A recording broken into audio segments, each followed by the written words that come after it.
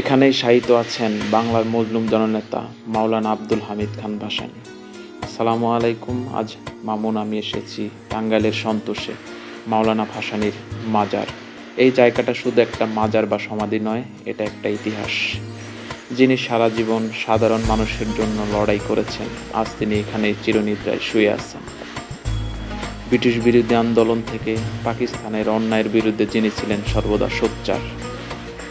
রাজনীতি ছিল তার কাছে ক্ষমতার নয়, অন্যায়ের বিরুদ্ধে লড়াইয়ের।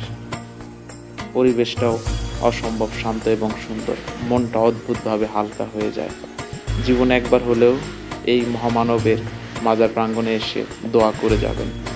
তার সাধারণ জীবনযাপনের কিছু জিনিসপত্র এখানে রাখা আছে স্মৃতি হিসাবে, সেগুলোও দেখতে পারবেন। আজ এই পর্যন্তই। সবাই ভালো থাকবেন, দেখা হবে অন্য একটি ভিডিওতে। আল্লাহ হাফেজ।